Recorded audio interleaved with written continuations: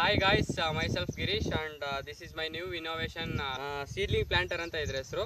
ಇದನ್ನ ಏನಕ್ಕೆ ಯೂಸ್ ಮಾಡ್ತಾರಪ್ಪ ಅಂದ್ರೆ ಈ ಟೊಮ್ಯಾಟೊ, ಕಾಲಿಫ್ಲವರ್, ಕ್ಯಾಬೇಜ್ ಅಂಡ್ ಈ ಸೌತೆಕಾಯಿ ಈ ತರ ಒಂದು ತರಕಾರಿಗಳನ್ನ ನಾಟಿ ಮಾಡೋಕ್ಕೋಸ್ಕರ ಇದನ್ನ ಯೂಸ್ ಮಾಡ್ತಾರೆ.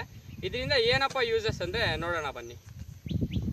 ರೈತರು ಈ ಟೊಮ್ಯಾಟೊ ಅಥವಾ ಈ ಕಾಲಿಫ್ಲವರ್ನ ನಾಟಿ ಮಾಡ್ಬೇಕಂದ್ರೆ ಏನಪ್ಪ ಮಾಡ್ತಾರೆ ಅಂದ್ರೆ ಸೊ ನೋಡಿ ಈ ತರ ಒಂದು ಪೈಪ್ ತಗೊಂಡು ಈ ತರ ಒಂದು ಹೋಲ್ ಮಾಡ್ಕೊತಾರೆ. ನೆಕ್ಸ್ಟ್ ನೋಡಿ ಈ ತರ ಒಂದು ಕಡ್ಡಿ ತಗೊಂಡು ಈ ತರ ಹೋಲ್ ಮಾಡ್ಕೊತಾರೆ, ಗಾತ ಹಾಕ್ತಾರೆ. ನೆಕ್ಸ್ಟು ಈ ತರ ಪ್ಲಾಂಟಿಂಗ್ ಮಾಡ್ತಾರೆ. ಸೊ ಇದರಿಂದ ಏನಪ್ಪ ಡಿಸ್ಅಡ್ವಾಂಟೇಜಸ್ ಅಂದ್ರೆ ಇದು ಟೈಮ್ ಜಾಸ್ತಿ ಬೇಕು. ಮತ್ತೆ ಈ ತರ ಒಂದು ಎಕರೆಗೆ ಮಾಡ್ಬೇಕಂದ್ರೆ 8 ರಿಂದ 10 ಜನ ಬೇಕಾಗುತ್ತೆ. ಸೊ ನೋಡಿ ಈ ತರ ನಾಟಿ ಮಾಡೋದ್ರಿಂದ ಈ ಪೇಪರ್ ಏನು ಇಲ್ಲಿ ಕಟ್ ಆಗಿರುತ್ತೆ ಈ ಪೇಪರು ಸಾಯಿಲ್ ಒಳಗೆ ಇನ್ಕಾರ್ಪೊರೇಟ್ ಆಗುತ್ತೆ. ಮತ್ತೆ ನೋಡಿ ಇಲ್ಲಿ ಕಾಣಿಸ್ತಿದೆಯಲ್ಲ ಈ ಗಿಡದ ಸುತ್ತ ಇಲ್ಲಿ ನೀರು ಆವಿ ಆಗುವಂಥ ಚಾನ್ಸು ತುಂಬಾನೇ ಇದೆ.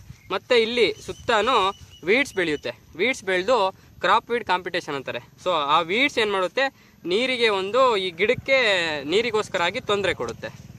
ಸೊ ಇದನ್ನ ದೃಷ್ಟಿಯಲ್ಲಿ ಇಟ್ಕೊಂಡು ನಾನು ಈ ಸೀಡ್ಲಿಂಗ್ ಪ್ಲಾಂಟರ್ ಅನ್ನ ತಯಾರು ಮಾಡಿದ್ದೀನಿ. ಸೊ ಇದು ಯಾವ ಥರ ಯೂಸ್ ಆಗುತ್ತೆ ಅಂತ ಬನ್ನಿ ನೋಡೋಣ.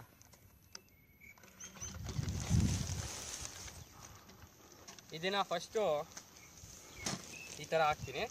ಸೊ ನೋಡಿ ಈಗ ಪ್ಲಾಂಟಿಂಗ್ನ ಒಳಗಡೆ ಬಿಟ್ಟು ಈ ಥರ ತೆಗಿತೀನಿ.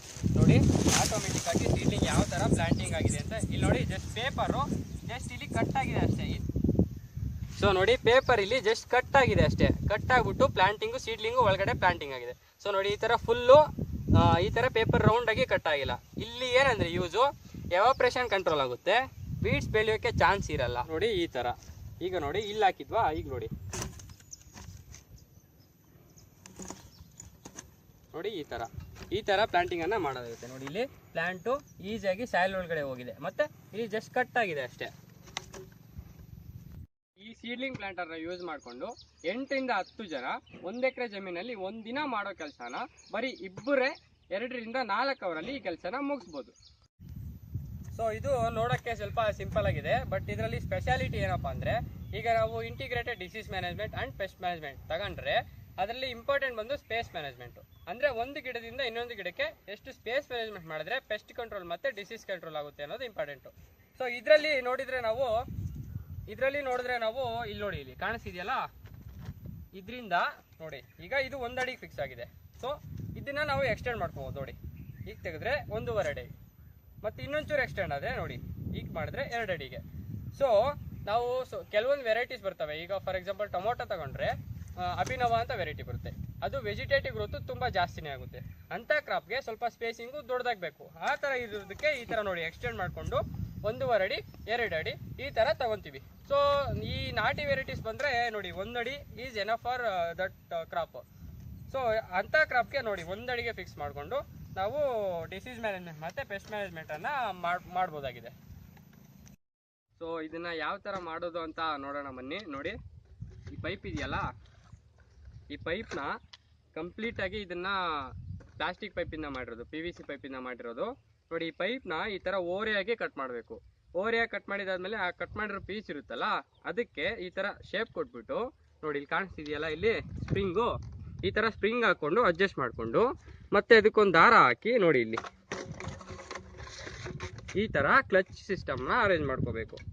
ಇದು ಕಂಪ್ಲೀಟ್ ಆಗಿ ಮಾಡೋದಕ್ಕೆ ಅರೌಂಡ್ 200 ಅಂದರೆ 200 ರಿಂದ 300 ರೂಪಾಯಿ ಅಷ್ಟೇ ಆಗುತ್ತೆ. ಆದರೆ ರೈತರಿಗೆ ಈ ಪೈಪ್ ಎಲ್ಲ ಅವೈಲೇಬಲ್ ಇರೋದ್ರಿಂದ ಅವರು ಈಸಿಯಾಗಿ ಏನು ಖರ್ಚಿಲ್ದೇನೆ ಮಾಡ್ಕೋಬೋದು.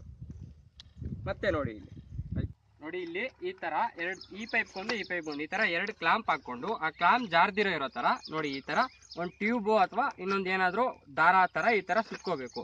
ಏನಕ್ಕಂದರೆ ನೋಡಿ ಈ ಥರ ಆಡಬೇಕಲ್ಲ, ಹಿಂಗೆ ಕುಚ್ಚಿದ್ರೆ ಮತ್ತೆ ಈ ಥರ ಆಡಬೇಕಲ್ವಾ. ಸೊ ಅದರಿಂದ ಈ ಥರ ಕ್ಲಾಂಪ್ ಹಾಕ್ಕೊಬೇಕು. ಮತ್ತು ಆ ಕ್ಲಾಂಪ್ಗೆ ನೋಡಿ ಈ ಥರ ಸ್ಪೇಸಿಂಗ್ ಅಡ್ಜಸ್ಟ್ಮೆಂಟ್ಗೋಸ್ಕರ ನೋಡಿ ಇದು 1.25 ಇಂಚಿ ಪೈಪು ಮತ್ತು ಇದು 1 ಇಂಚಿ ಪೈಪು. ಇದ್ರೊಳಗಡೆ ಈ ಥರ ಅರ್ಧ ಅಡಿ ಸ್ಪೇಸ್ ಕೊಟ್ಬಿಟ್ಟು ಈ ಥರ ಹೋಲ್ಸ್ ಹಾಕ್ಕೊಬೇಕು ನಾವು. ನೋಡಿ ಈ ಥರ.